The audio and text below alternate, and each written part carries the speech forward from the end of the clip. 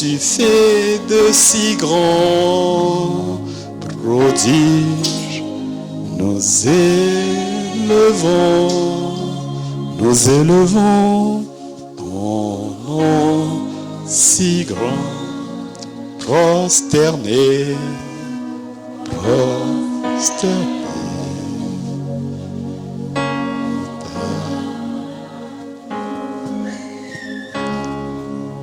Merveilleux, merveilleux est notre Dieu. Tu es Dieu, tu es Dieu, et tu fais de si grands prodiges, nous élevons ton nom si grand, prosterné, prosterné.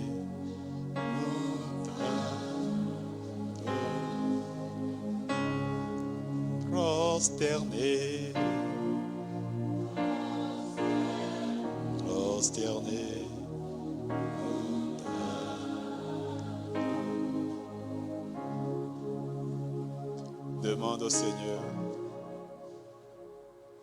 d'ouvrir ton entendement, tes oreilles spirituelles, tes yeux, afin que tu puisses entendre, comprendre, intégrer et voir sa parole œuvrer dans ta vie à partir de ce soir. Au nom de Jésus-Christ.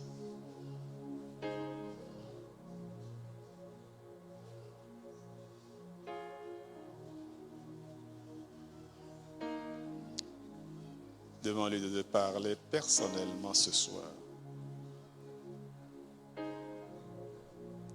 Écoute-le ce soir pour toi et non pour un autre.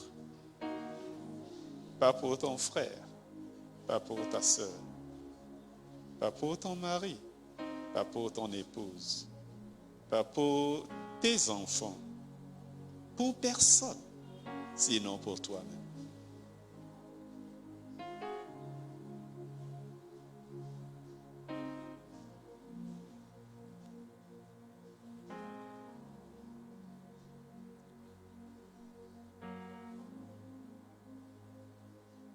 En ce premier jour de cette semaine qui est peut-être la plus importante pour nous dans l'année, il a choisi de nous parler à partir du premier chapitre du livre d'Ésaïe.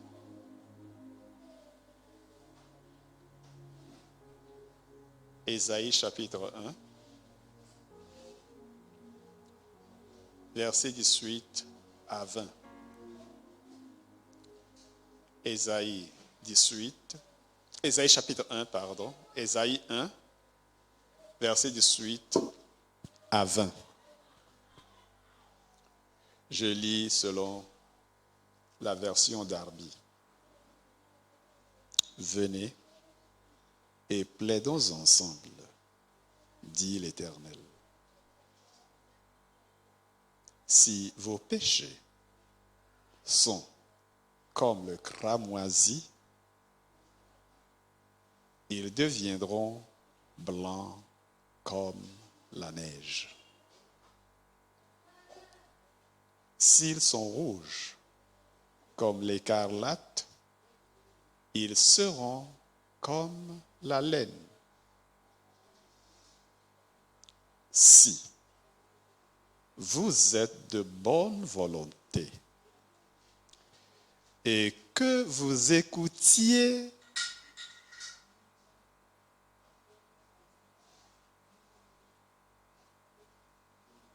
vous mangerez des biens du pays.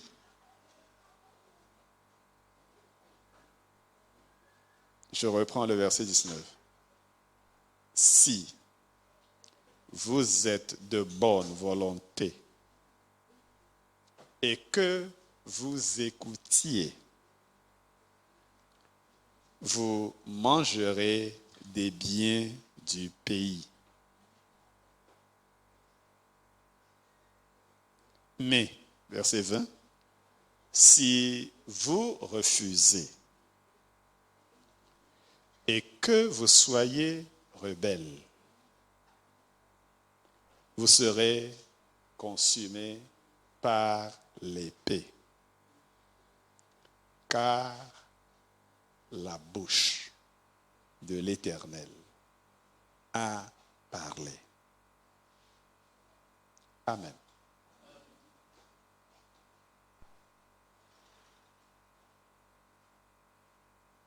Venez et plaidons ensemble, dit l'Éternel.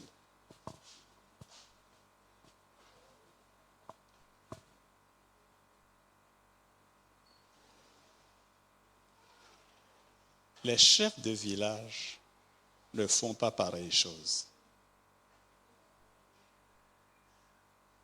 Je sais par expérience que les chefs de village dans nos milieux, quand il y a quelqu'un qui a fauté, quelqu'un qui a mal fait, ce qu'ils font, c'est d'exiger de lui beaucoup de choses.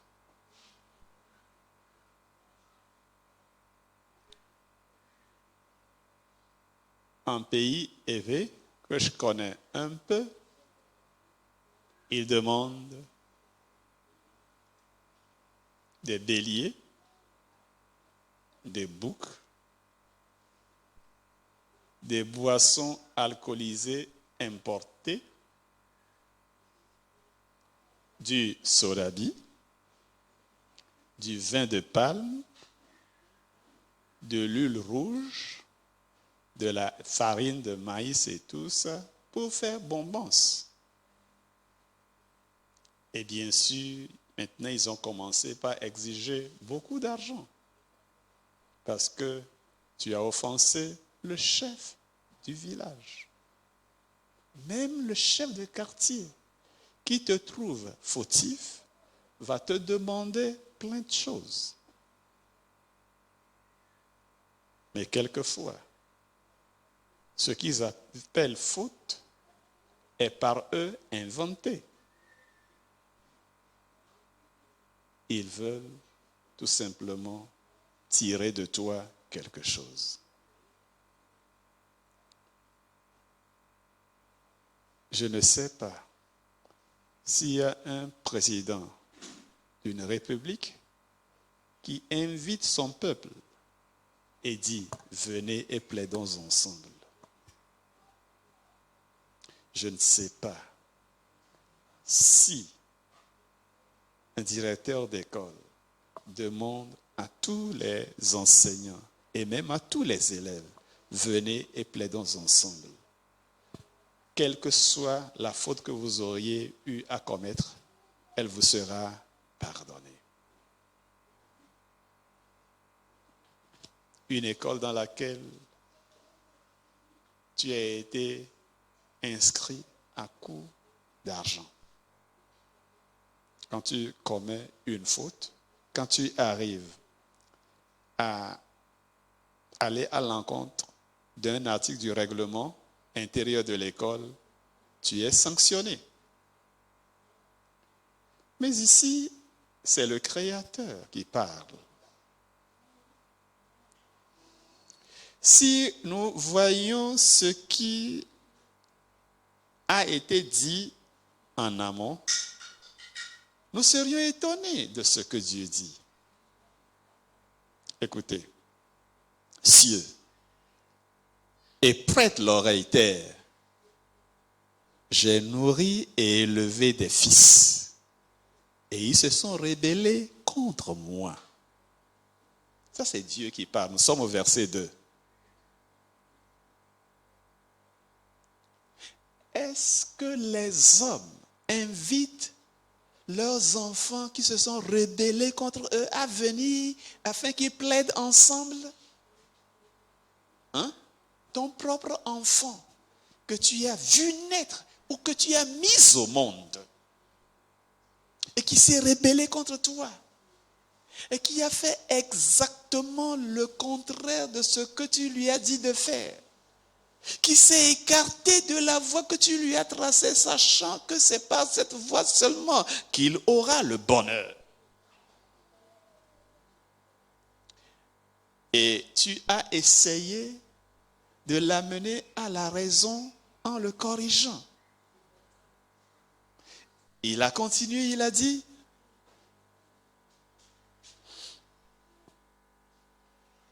le bœuf connaît son possesseur et l'âne la crèche de son maître. Israël ne connaît pas. Mon peuple n'a point d'intelligence. Ah! Nation pécheresse, peuple chargé d'iniquité, race de gens qui font le mal, fils qui se corrompent. Ils ont abandonné l'Éternel, ils ont méprisé le Saint d'Israël, ils se sont retirés en arrière. Pourquoi? Pourquoi seriez-vous encore frappés? Vous ajouterez des révoltes. Ça veut dire quoi? Dieu a corrigé le peuple en vain. Il y a certains ici et hors de cette salle qui nous entendent quand même, mais qui ont choisi de ne pas rentrer dans la salle. Ce n'est pas parce qu'ils n'ont pas été corrigés par le Seigneur. Ce n'est pas parce qu'ils n'ont pas été frappés. Mais ils ont continué dans la rébellion et le Seigneur dit, mais ça ne sert à rien de les frapper encore. Il dit, toute la tête est malade et tout le cœur défaut. Depuis la plante du pied jusqu'à la tête, il n'y a rien en lui qui soit sain. Tout est blessure et meurtrissure et plaie vive. Elles n'ont pas été pansées, ni bandées, ni adoucies avec de l'huile. Malgré ce bilan catastrophique, malgré cet état qu'on ne saurait accepter, malgré le fait que tout semble perdu, l'Éternel dit, venez et plaidons ensemble. Ta cause n'est pas perdue. Dieu n'a pas abdiqué en ce qui te concerne. Il n'a pas dit son dernier mot. Il ne t'a pas laissé tomber.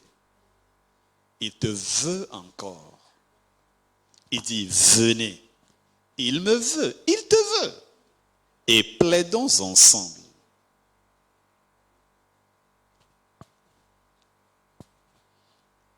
En allant contre la volonté de Dieu, quel que soit ce que tu aies fait, c'est un péché. Une fois que tu connais la volonté de Dieu et que tu ne l'accomplis pas, c'est que tu as péché. La volonté de Dieu pour toi, c'est le but à atteindre. Péché veut dire rater le but, rater l'objectif.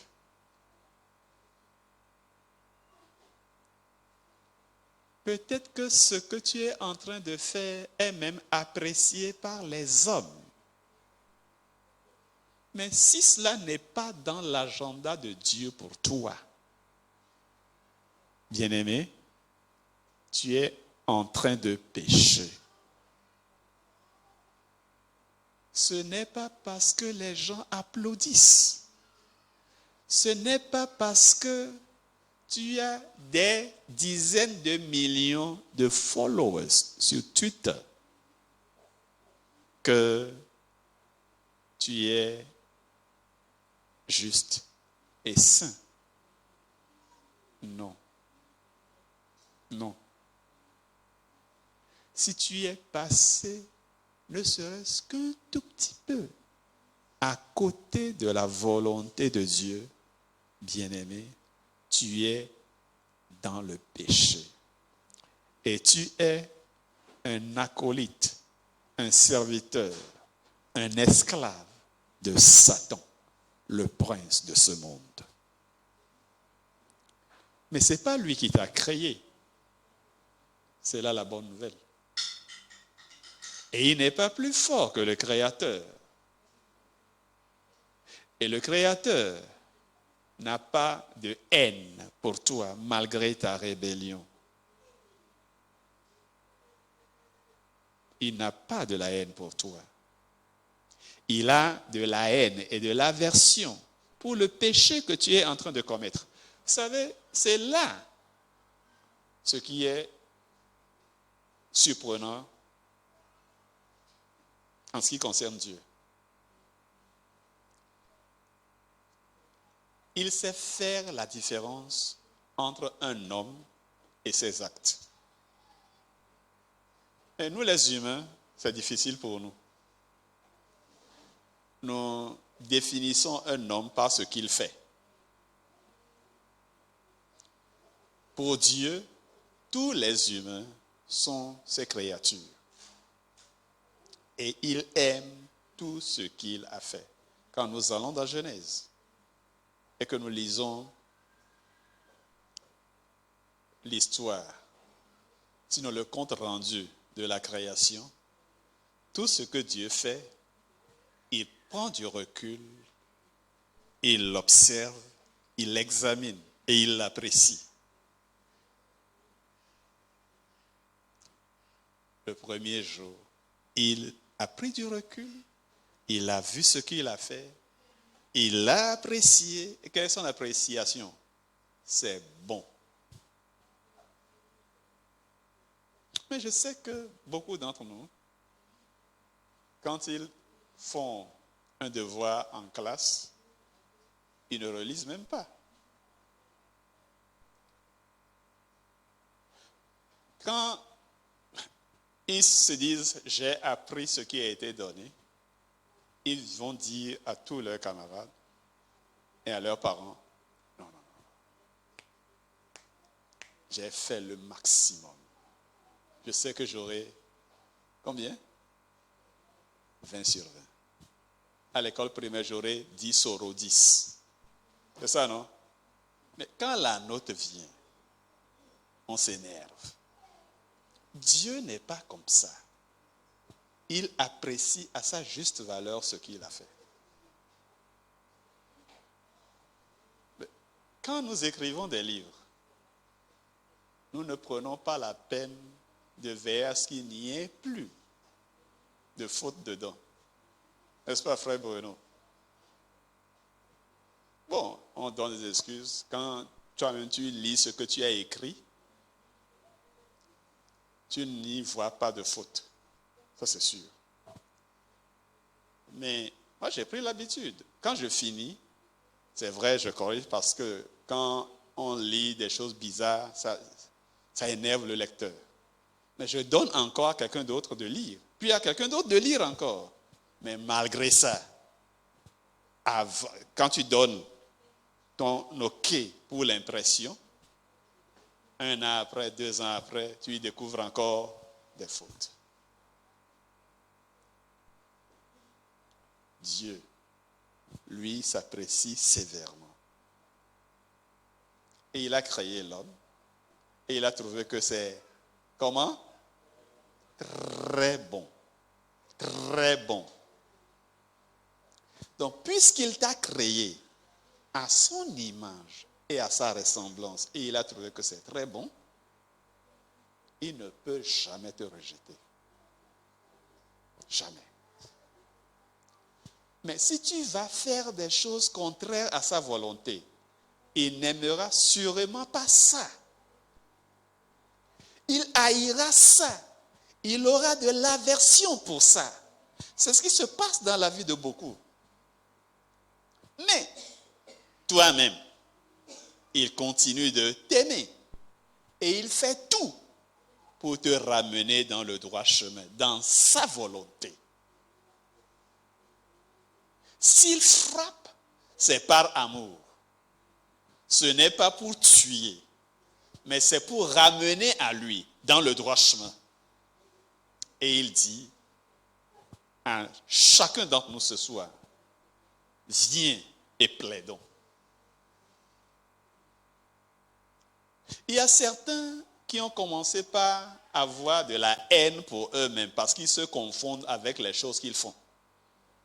Ils ont lu la Bible, ou bien ils ont entendu lire la Bible et ils savent les choses qui sont mauvaises.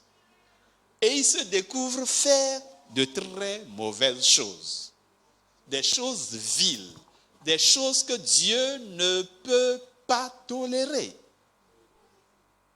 Ils ont essayé d'arrêter, mais ils n'y arrivent pas. Et par conséquent, ils commencent par se haïr et se disent, Dieu ne peut plus jamais m'accepter.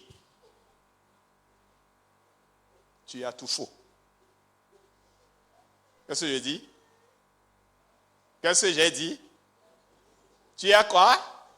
Tout. Sur la ligne, tout est faux. Dieu n'a pas de la haine pour toi. Il n'a pas d'aversion pour toi. Il hait ce que tu fais. Mais il continue de t'aimer. Et il fait tout pour te sortir de là. Il n'y a que lui qui puisse te délivrer de cette addiction que tu as aujourd'hui. Tu ne peux vivre que comme ça si tu veux vivre par toi-même. Mais il te dit, viens et plaidons ensemble. Et qu'est-ce qu'il ajoute? Si tes péchés sont comme le cramoisi, ils seront comment? Ça veut dire quoi?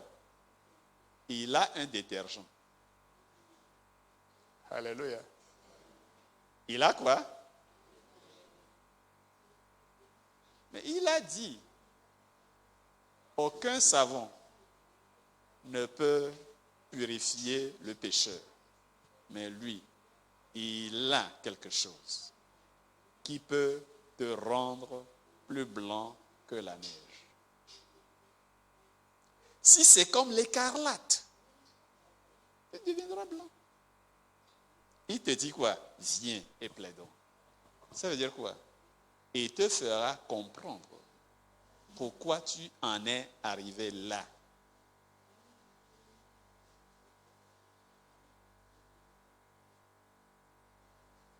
Bien-aimé dans le Seigneur.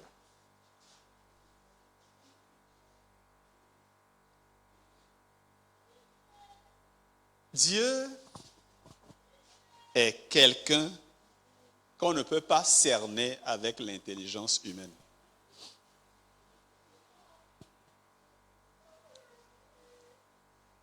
En Israël, quand on fait le recensement, on ne compte pas les femmes. En Israël, un homme qui sort de chez lui et rencontre une femme en chemin ne la salue pas.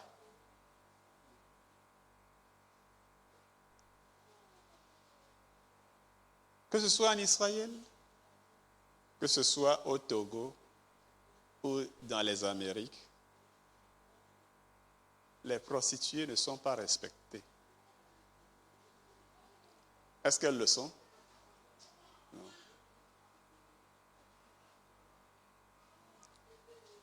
Mais Rahab était elle aussi une prostituée. Une prostituée pas d'Israël. Une prostituée vivant dans une ville que Dieu a vouée à l'interdit. C'est-à-dire, on ne doit rien prendre de cette ville-là. Tout, absolument tout doit être passé au feu et au fil de l'épée. Rahab vivait dans cette ville. Et elle était une prostituée notoire. Tout le monde la connaissait. Jéricho, ce n'est pas un petit village. C'est une grande ville fortifiée. Ces murs étaient si épais que 5 chars pourraient rouler de front sur le mur. Qu'est-ce que ça veut dire? Pour vous donner une image de la muraille, ça veut dire que la muraille était au moins aussi large que la route d'Adidogome. Depuis la station d'essence, comment on l'appelle? C'est MRS de Casablanca jusqu'à... Donc 3 voies. C'est comme ça, au moins comme ça. C'est ça le mur. Donc une ville en principe imprenable. Et la maison de Rahab était sur le mur.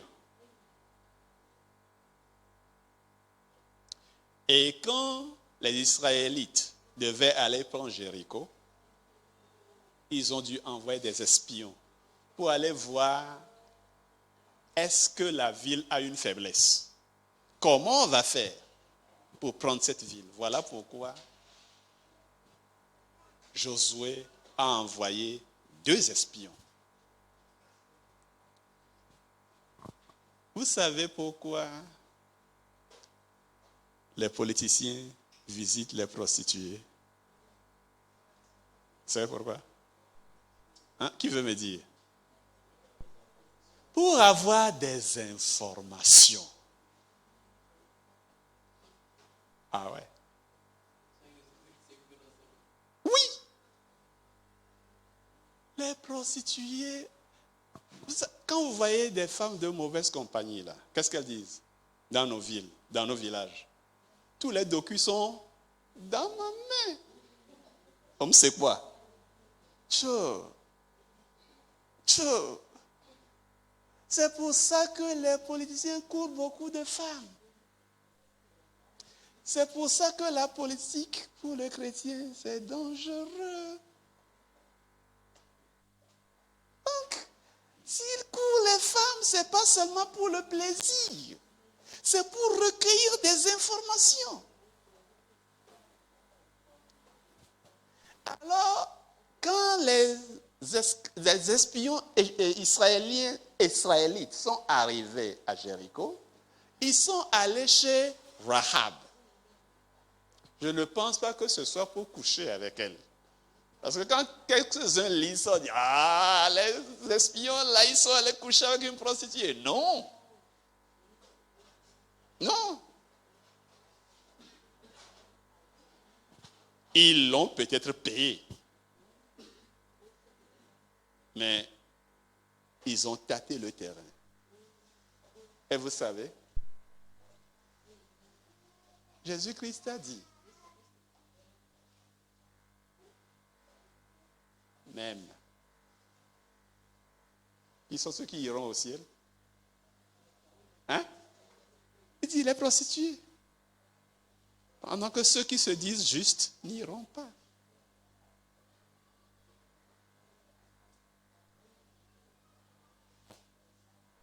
Puisque Dieu a décidé de donner Jéricho l'imprenable à Israël, il a commencé par travailler sur les cœurs des populations de Jéricho. Vous savez, vous pouvez dire tout ce que vous pensez des prostituées. Elles sont sensibles. Pourquoi? Parce que leur métier est dangereux. Qui est-ce qui sait que le travail de la prostituée est un travail très dangereux? Ce n'est pas seulement qu'elle peut attraper le sida, ce n'est pas seulement qu'elle peut attraper l'hépatite C ou autre forme d'hépatite, mais quoi? On peut la tuer. On peut la tuer. Vous savez que souvent, c'est une seule personne, un seul homme qui vient et lui dit, ok, je veux que tu viennes avec moi à domicile. Et quand elle va là-bas, ce n'est pas un, c'est 2, 3, 4. N'est-ce pas? Donc, quelquefois, elle a vraiment besoin d'argent parce que beaucoup de celles qui font ce métier le font par obligation. Parce qu'elles ont un souteneur qui doit recevoir d'elle chaque jour une somme fixe. Et gare à toi, si tu ne donnes pas exactement ce qu'il attend de toi. Si tu n'as pas pu le faire aujourd'hui, il va bientôt, bien sûr, te taper, mais il te dit demain, fais attention. Si demain, et supposons que 2 jours, tu n'es pas arrivé au quota, et que le 3e jour, tu sors encore. Un garçon vient, un homme vient, il te dit à domicile. Tu vas vouloir tout de suite le suivre, n'est-ce pas? Mais si tu pressens que celui-là, c'est un piège qui veut te tendre, quoi que tu aies besoin d'argent, tu es obligé de refuser. Beaucoup de prostituées font ça. Mais Rahab, ce à quoi elle a été sensible, c'est quoi? C'est l'Esprit du Seigneur. Parce que cette dame était large. C'est là son nom. Son nom veut dire large. Qu'est-ce qui était large en elle? Peut-être son en bas, parce qu'elle a tellement utilisé que c'est devenu très large. Mais aussi, elle avait un cœur assez large, un grand cœur. Elle avait l'esprit ouvert. Elle a compris que Dieu a déjà livré Jéricho à Israël. Mais ceux qui se disaient devins dans la ville n'en savaient rien. Alors elle a décidé de se mettre du côté de Dieu.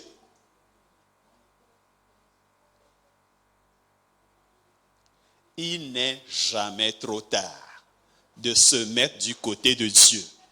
Jamais trop tard. J'ai l'habitude de dire, le jour où les commandos américains étaient allés mettre fin au jour de Osama Bin Laden, si au dernier moment, puisqu'il a vécu aux États-Unis, donc je sais qu'il connaît la Bible. Il doit l'avoir, lui, il est trop intelligent pour ne jamais lire la Bible. Si, au moment où il a su que c'est fini pour lui, je vais mourir, Bin Laden a dit à Jésus-Christ, Jésus-Christ, je sais que tu es le seul Seigneur, le seul capable de me sauver. C'est toi qui as payé de ta vie pour mon salut. Aujourd'hui, je t'accepte comme mon Seigneur personnel et le sauveur de mon âme. Avant que la balle meurtrière ne l'atteigne, on pourra dire tout ce que nous voulons. Bin Laden serait aujourd'hui au ciel. Peu importe ce qu'il ait fait, c'est lui qui a amené les gens à détourner les avions contre les tours jumelles du World Trade Center. Il a fait beaucoup d'atrocités. Mais si au dernier moment de sa vie, il dit, Seigneur Jésus-Christ, je t'accepte, il sera où? Au ciel. Je ne pense pas que tu aies fait aussi mal que Bin Laden. Si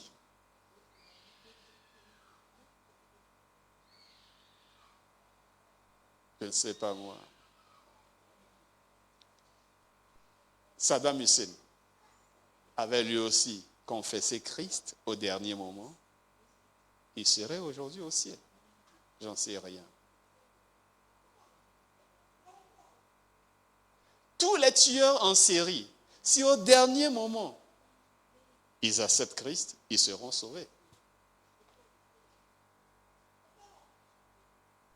Venez et plaidons, dit le Seigneur, dit l'Éternel. Si vos péchés sont comme l'écarlate ou le cramoisi, ils seront blancs, plus blancs que la neige. Et c'est lui aussi qui a écrit que l'Éthiopien ne peut pas changer sa peau. L'Éthiopien, l'Africain. Mais nous pensons que nous pouvons la changer. Nous nous débrouillons, hommes et femmes. N'est-ce pas? Nous nous débrouillons. Et nous nous rendons compte que c'est impossible. Nous finissons souvent chez les dermatologues. Parce qu'après ça, nous avons de sérieux problèmes. Dieu nous a prévenus. Mais il ne nous hait pas à cause de ça. C'est ça qui est formidable. Il n'y a que lui qui puisse être Dieu. Imaginez un peu un bon peintre qui fait un travail, qui prend du recul, le regarde, le scrute, prend une loupe et toutes les lumières possibles, examine sa toile et dit, ça c'est parfait. On n'a plus à y toucher. Et que par je ne sais quelle magie, la toile même décide de corriger l'œuvre du maître. Est-ce que ce maître ne doit pas s'énerver contre la toile? Mais non. Dieu lui dit, je sais encore comment te ramener, comment faire que tu sois cette toile que moi j'ai créée. Seulement, arrête de te détériorer, arrête de te faire du mal. Il dit, venez et plaidons. Il dit, j'ai ce qu'il faut pour que vous soyez plus blancs que la neige, c'est-à-dire sans péché. Sans péché. La seule chose qui sépare l'homme de Dieu, c'est le péché. Et il dit, je peux te libérer du péché et de son pouvoir.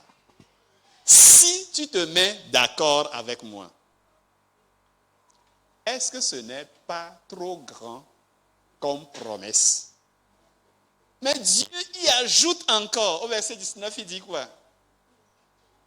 Si vous avez de la bonne volonté,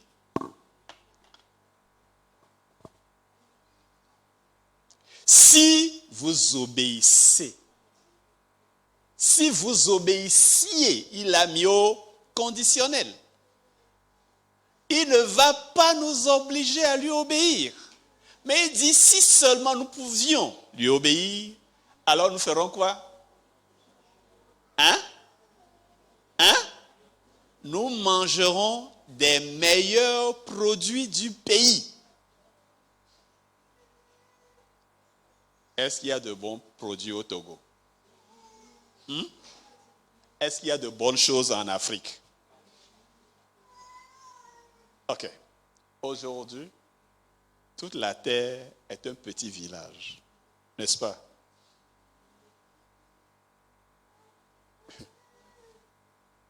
Dans le temps, pour annoncer une bonne ou une mauvaise nouvelle, on envoyait des gongonneurs, des griots, c'est ça, non? Ou alors on utilisait quoi? À Tompani. C'est quoi Tompani? Tam-tam parlant. Mais le tam-tam parlant, ça peut aller jusqu'où? Peut-être 25 km de rayon. Et quand la nouvelle est très importante, le dernier village qui a perçu ça répète la même information. C'est comme ça que ça se rendait. Mais aujourd'hui, tu prends quelque chose qui tient dans la paume de ta main et tu parles avec quelqu'un qui est à Vancouver. Et si tu veux bien, vous pouvez vous voir en parlant. Ce n'est pas un village, ça. Mais tu vas dans le plus petit village du Togo, ce n'est pas sûr que tu te feras entendre correctement par quelqu'un qui est à l'extrémité, si toi aussi tu es à telle extrémité. Mais aujourd'hui, la terre est juste comme un très petit hameau où on peut parler à tout le monde à la fois. Est-ce que c'est clair? Il dit, si vous le voulez, vous mangerez des meilleurs produits de la terre. Si tu reviens à Dieu, ce dont on n'a aucune idée à Casablanca ou à Badago, parce que ça se fabrique à Tcheliabinsk. Tu peux l'avoir toi, ici.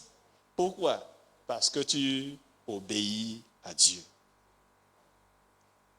Mais il dit, mais si, verset 20, si quoi?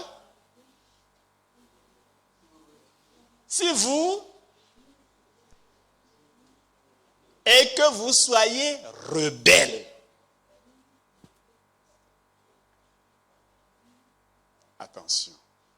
Quel est ce genre d'épée qui consume? En réalité, n'est-ce pas le feu qui consume? Mais il dit, vous serez consumés par l'épée. Dieu ne fait pas d'erreur. C'est ce qui va vous consumer? C'est sa parole. Sa parole est à la fois feu, marteau et épée. Il dit, venez et plaidons. Ce soir,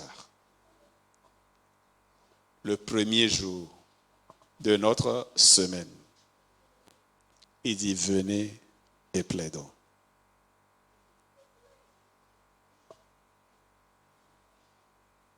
Si vous êtes de bonne volonté et que vous écoutiez et que vous obéissiez, vous mangerez des biens du pays. Mais si vous refusez et que vous soyez rebelles, vous serez consumés par l'épée. Pourquoi? Car la bouche de l'Éternel, la parole est déjà sortie. Ok? Il dit, ainsi en est-il de ma parole. Il ne reviendra pas à moi sans avoir accompli ce pourquoi je l'ai envoyé. Il est bon. On l'appelle bon Dieu. N'est-ce pas? Mais Romains 11, 22 nous dit, considérez la bonté et la sévérité de Dieu.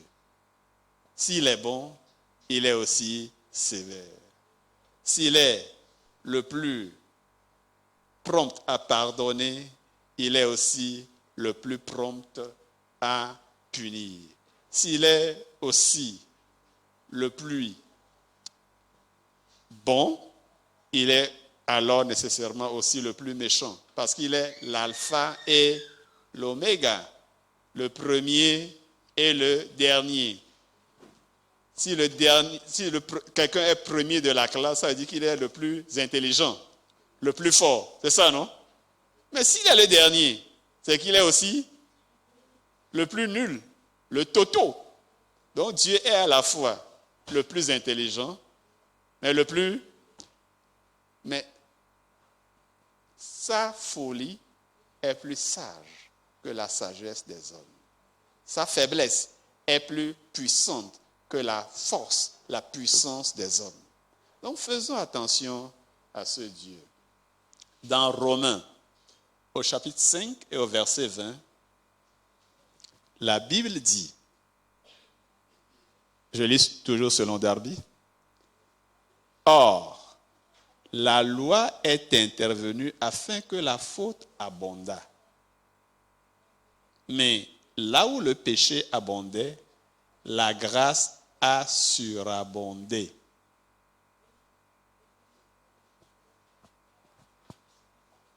Ton péché, tu le considères trop grand pour être pardonné. Voilà pourquoi tu doutes de ce que Dieu a dit. Si vos péchés sont comme l'écarlate, comme le cramoisi, ils seront plus blancs que la neige. Tu doutes de ça. Mais, qu'est-ce qui s'est passé? C'est que tu as quelque part saisi la portée de la loi de Dieu. La loi, quel est son objectif? C'est pour qu'elle puisse révéler le péché, pour que tu vois ce qu'est le péché. Mais, la loi étant venue par Moïse, la grâce est arrivée par Jésus-Christ.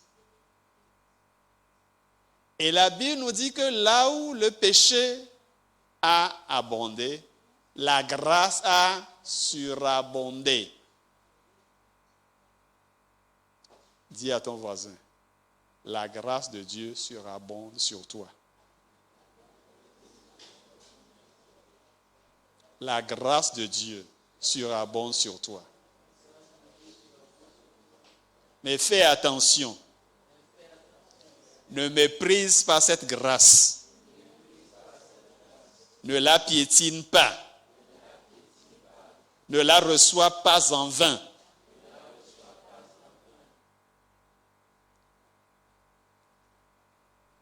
La grâce est disponible ce soir. Et cette grâce, elle a un nom. Jésus-Christ. Jésus-Christ. Cette grâce s'est donnée pour toi.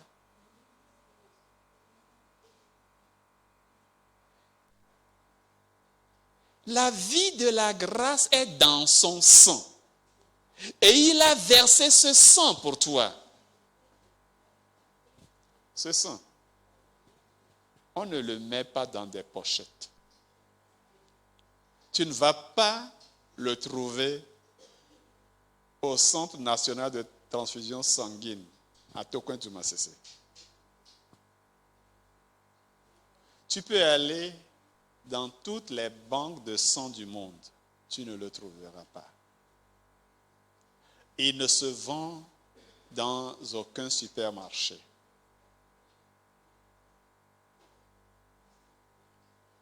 Aucun pasteur ne peut te donner ce sang.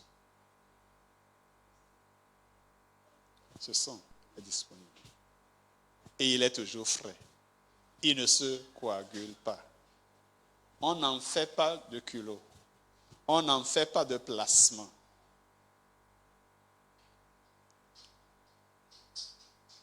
Tu n'as pas besoin d'avoir fini le cours, tout le programme de la classe des nouveaux convertis avant d'avoir accès à ce sang. Le sang est en train de couler maintenant. Il suffit que tu l'acceptes, que tu acceptes Jésus-Christ, que tu lui dises, oh oui, je comprends combien j'ai fait du mal à ton cœur. En m'écartant de la voie. Or, la voie, c'est quoi? Jean 14, 6 nous dit, je suis le chemin, la vérité et la vie. C'est de lui que tu t'es écarté. Voilà pourquoi tu t'es fait tant de mal. Lui qui est devenu sagesse de Dieu pour nous. Et c'est lui qui a dit, celui qui m'acquiert se fait du bien, mais celui qui me hait se fait du mal. Jésus-Christ est juste à côté de toi maintenant.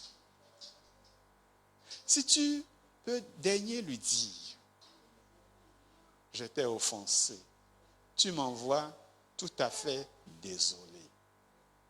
Et lui dire les choses que tu as eu à faire, que tu as en aversion, sans que ton voisin t'écoute. Et tu lui dis, Seigneur, je viens d'entendre que ton sang est disponible pour me laver, pour me purifier. Lave-moi de ton sang. Il le fera à l'instant même. Veux-tu ouvrir ton cœur et le lui dire? Je sais que tu sais parler sans ouvrir la bouche. C'est ce qu'il attend de toi. C'est là son désir. Il t'attend depuis plus que le père de ce fils prodigue n'attendait son fils. C'est ce que tu t'es dit. Si seulement il pouvait me pardonner, me purifier maintenant, je serais même prête à mourir, parce que je veux aller au paradis. Mais la bonne nouvelle, c'est que il veut que tu restes sur terre et que tu rendes témoignage de son amour. Tu ne mourras pas. Tu ne mourras pas. Mais tu vivras et tu annonceras les merveilles de Dieu. Alléluia. Dans Éphésiens,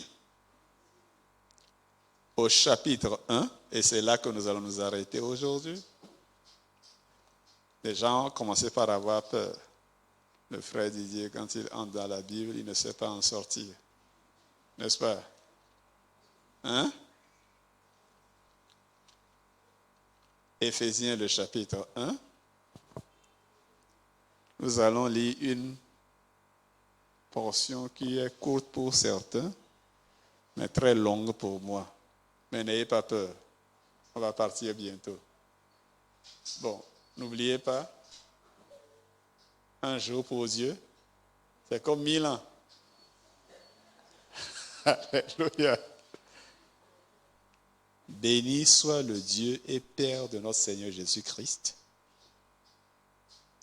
qui nous a bénis de toute bénédiction spirituelle dans les lieux célestes en Christ, selon qu'il nous a élus en lui avant la fondation du monde pour que nous fussions saints et irréprochables devant lui en amour, nous ayant prédestinés pour nous adopter pour lui par Jésus-Christ selon le bon plaisir de sa volonté, à la louange de la gloire de sa grâce dans laquelle il nous a rendus agréables dans le bien-aimé, en qui nous avons la rédemption par son sang, la rémission des fautes selon les richesses de sa grâce, laquelle il a fait abonder envers nous en toute sagesse et intelligence.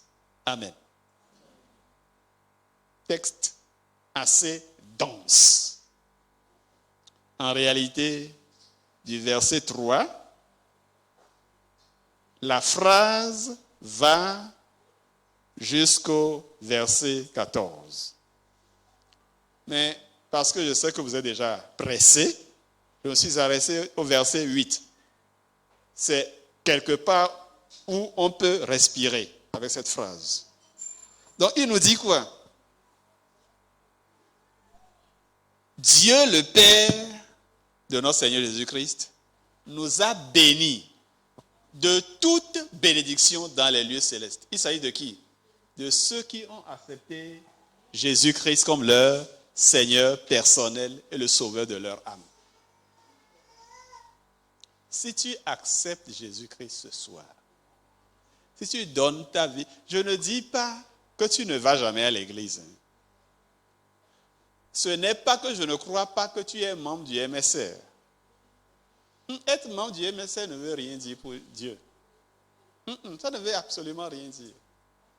Peut-être même que tu prêches plus fréquemment que moi et mieux que moi. Ça ne veut absolument rien dire. J'ai déjà rencontré des gens qui vivent de la traduction de la Bible. Ils traduisent la Bible de l'hébreu, de l'araméen et du grec dans les langues que nous connaissons aujourd'hui, mais qui n'ont pas encore Jésus-Christ comme leur Seigneur personnel, le Sauveur de leur âme. Ils le font parce qu'ils ont appris le grec, ils ont appris l'hébreu ancien, ils ont appris l'araméen. Ils connaissent des langues comme le français, l'anglais, ils connaissent la linguistique. Donc, même s'ils viennent dans un pays comme le Togo, ils vont vers les Tamberma et ils étudient le Tamberma quelques mois, ils vont traduire la Bible dans cette langue.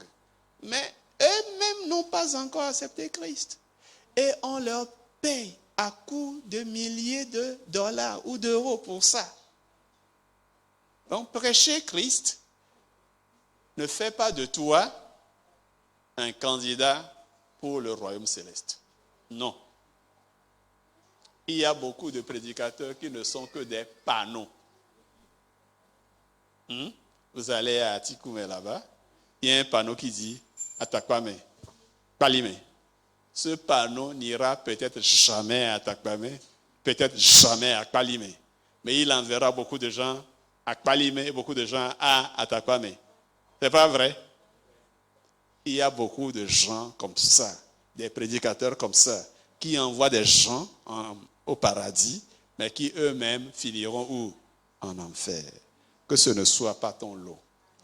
Il nous a bénis dans les lieux célestes, avec toutes les bénédictions spirituelles. Donc, qu'est-ce qui est plus important? Les bénédictions matérielles ou les bénédictions spirituelles? Alléluia. Alléluia. Il est revenu des États-Unis et il t'a apporté quoi? Des millions CFA. Parce que lui, c'est en dollars, donc 1 million de dollars, 1 million de CFA, 2 millions de CFA pour lui, ce n'est pas beaucoup de choses. Et tu es tellement content.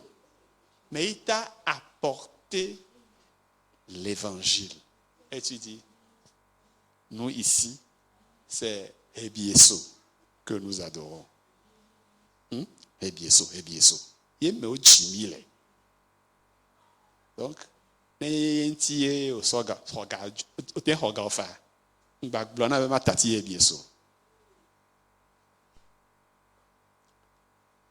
dit, ok, tu peux garder. Tu es content qu'il t'a donné de l'argent. Même si c'est 100 milliards de dollars qu'il te donne, ils ne te sauveront pas de l'enfer.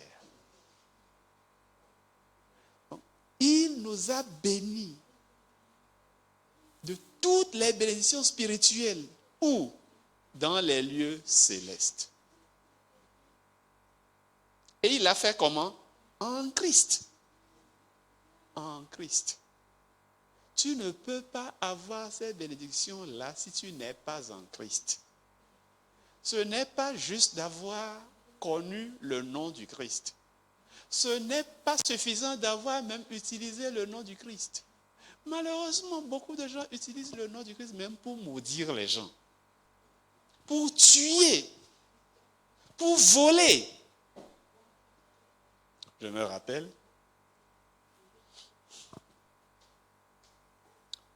j'avais conduit un jeune à Christ qui, en 3 mois, était devenu très zélé au point d'avoir conduit son grand frère en Christ.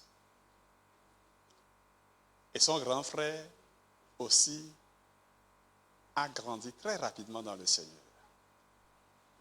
J'ai l'habitude, quand je conduis quelqu'un à Christ, je prie pour lui. Et puisque je ne veux pas que les moyens financiers deviennent un handicap, la personne ne doit pas voyager loin pour aller adorer. Donc je demande dans quel quartier il est. Il me dit, je lui demande quelles sont les églises qu'il y a dans le quartier. Quand il me cite les églises, là, je vois celles où je crois on enseigne bien. Et je lui dis, celle-ci, ce sont de bonnes églises. Va prier et Dieu te dirigera dans l'une d'entre elles. C'est ce qu'il a fait, il est allé dans une église. Et en 1 an, il est devenu un ouvrier qu'on emploie beaucoup dans cette église. Et c'était un peu après la période de grève. Et un jour, lui, il était encore sorti et allait à une veillée de prière. Celui à qui j'ai prêché premièrement était dans la maison. Il était en train de dormir quand il a entendu des gens parler dans le salon. Ils avaient un salon commun et 2 chambres qu'ils partageaient. L'un dans sa chambre, l'autre dans sa chambre.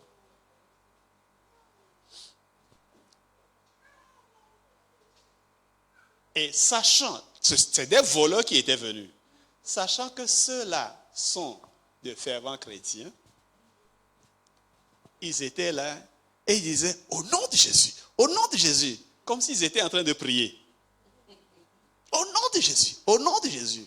Pourquoi? Parce qu'ils savaient qu'il y avait une moto dans la maison, mais la moto n'est pas là. Donc, ils se disent sans doute, ils ont amené la moto dans une chambre. Pourquoi? Parce qu'ils savent que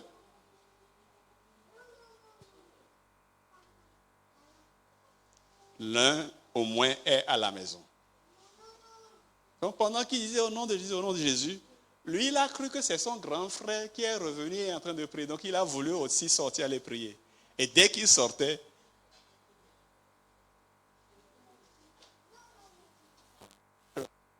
pistolet artisanal. Bon, je ne sais pas si c'est ça seulement. Mais Ésaïe 54, 17 nous dit quoi?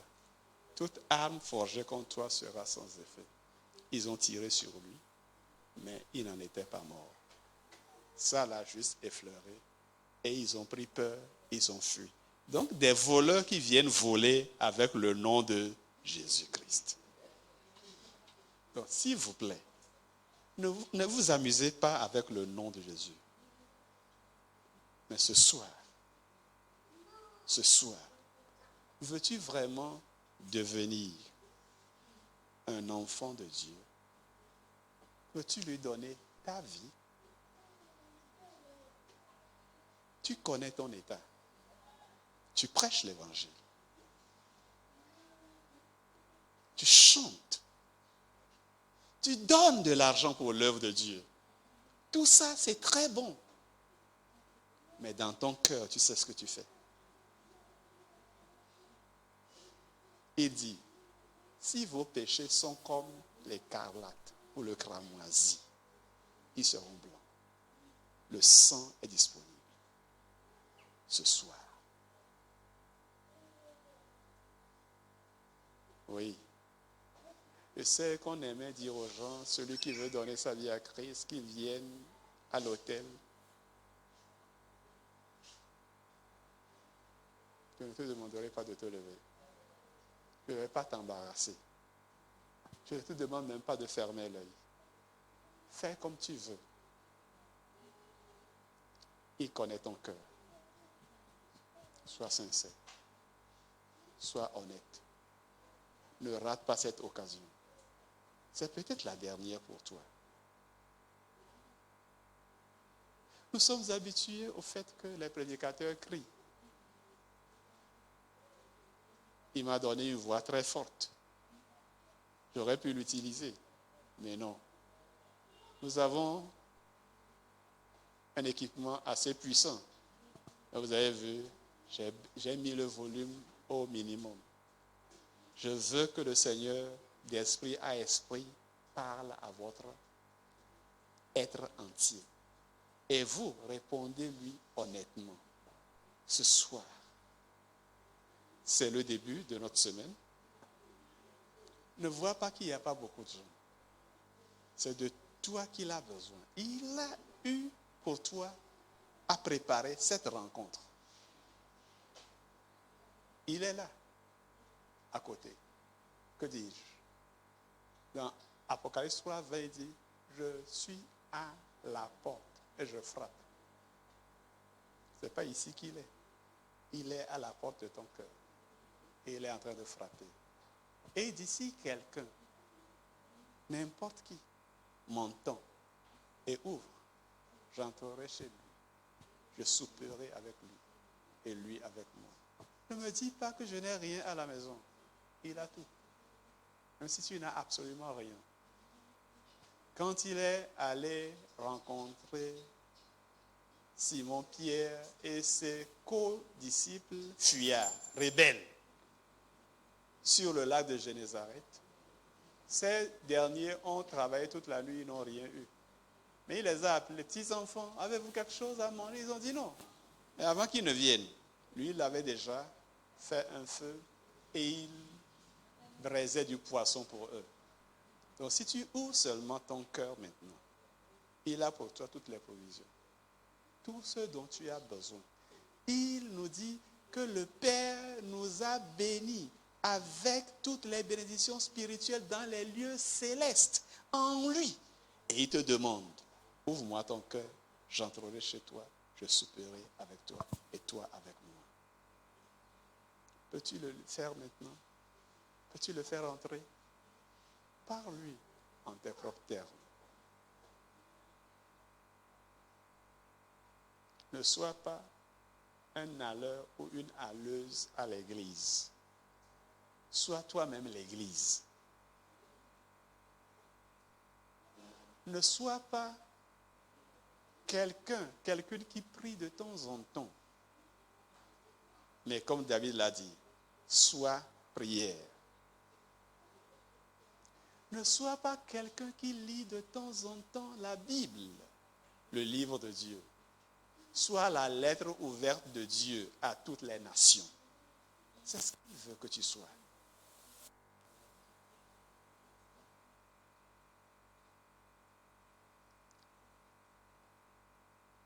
Ouvre mes yeux, donne-moi de voir, ô mes oreilles.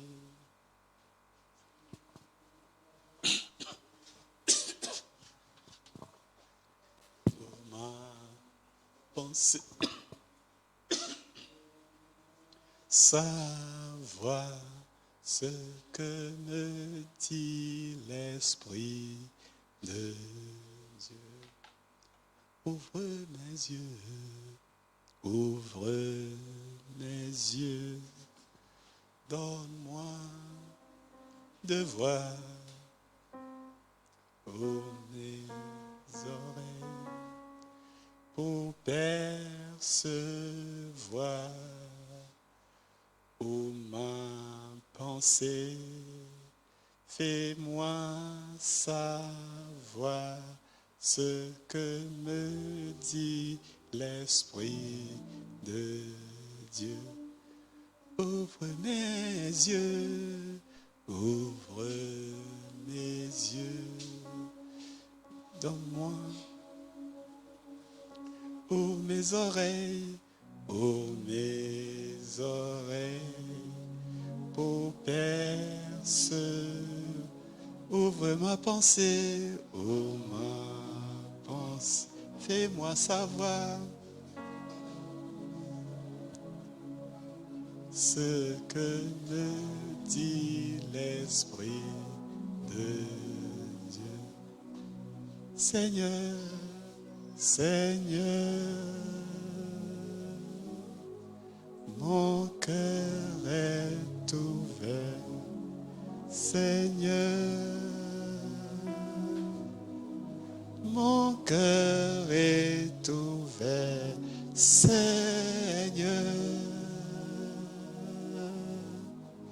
mon cœur est ouvert à ce que me dit l'Esprit de Dieu. Que ton cœur reste ouvert. Pas seulement maintenant, pas seulement cette nuit, mais pour le restant de tes jours.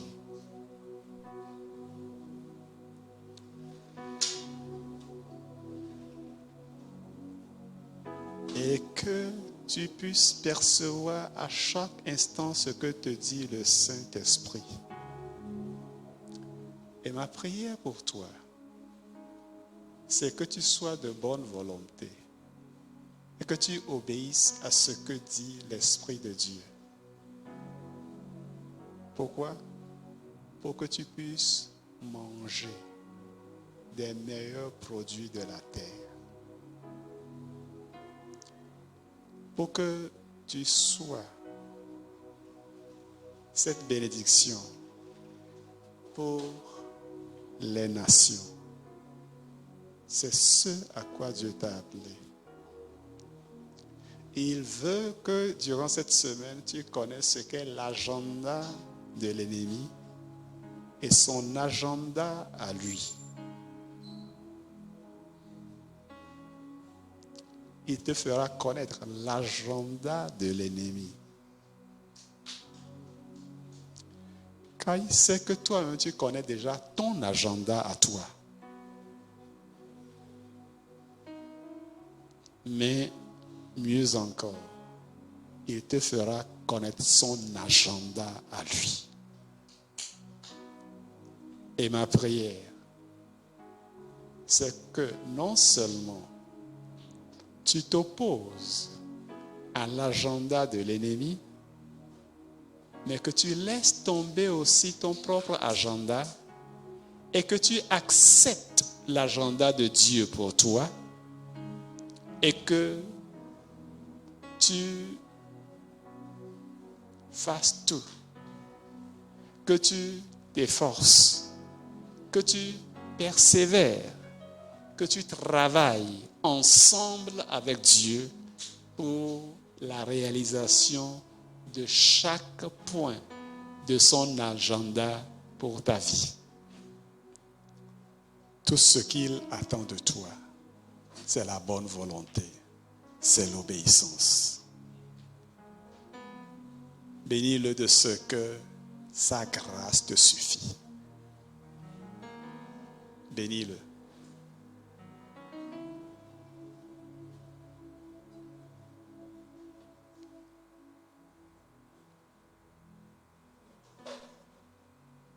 Bénis-le pour cette grâce.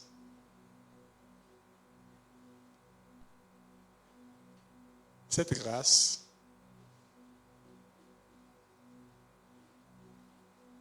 te sort de l'ornière de l'ennemi.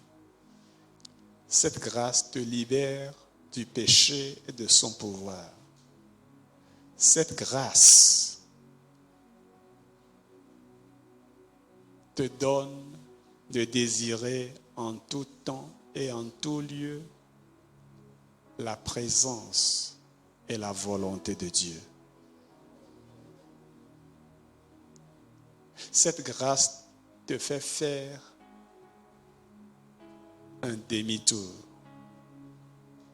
Elle te fait tourner le dos à la vie que tu as menée jusque-là pour embrasser la vie, la vraie.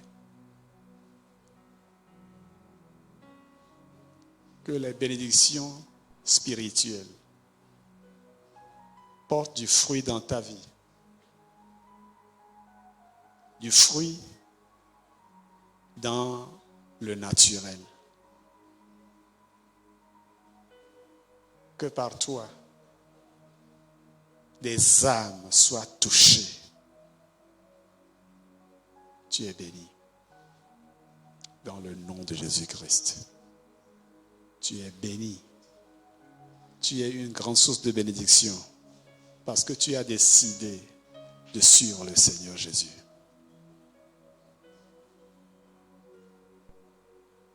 Que sa paix soit ton partage. Que ta nuit soit douce. Que sa visitation te soit réelle. Que dans ton sommeil, il te révèle les choses qu'il a faites ce soir et qu'il en fasse encore davantage.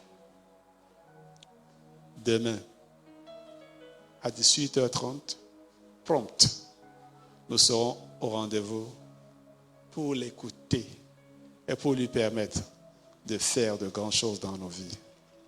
Tu es béni au nom de Jésus-Christ. Amen.